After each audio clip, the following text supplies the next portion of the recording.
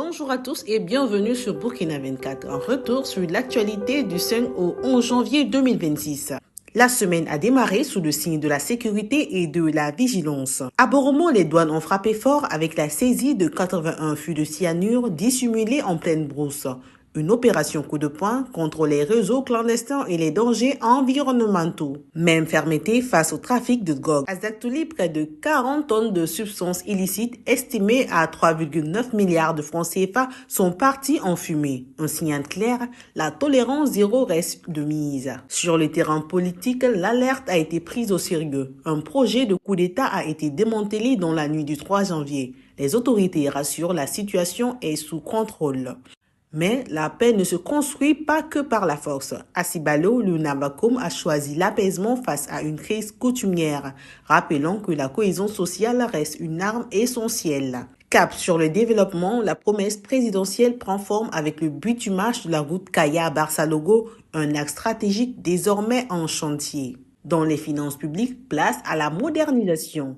La facture électronique certifiée est officiellement lancée. Objectif, plus de traçabilité, moins de fraude et une gestion simplifiée pour les entreprises. Sur le front judiciaire et social, 963 détenus ont bénéficié de la grâce présidentielle au 1er janvier, pendant que l'État réduisait le nombre de jours fériés payés désormais ramené de 15 à 11. L'honneur et le mérite n'ont pas été oubliés. Un gendarme héroïque, auteur d'un sauvetage à Eredougou, a été décoré pour bravoure.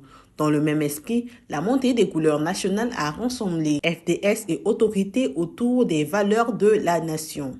Sur le plan diplomatique, le Venezuela a réaffirmé sa volonté de renforcer sa coopération avec le Burkina Faso et les pays du Sahel.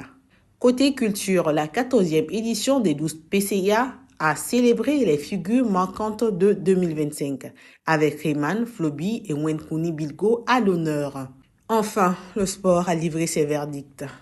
À la CAN Maroc 2025, le Maroc s'est offert le Cameroun et file en demi-finale, pendant que les étalons battus par la Côte d'Ivoire reconnaissent une prestation en dessous des attentes. Et c'était tout pour le retour sur l'actualité de la semaine écoulée. Rendez-vous bientôt pour d'autres informations et restez toujours connectés sur Burkina 24.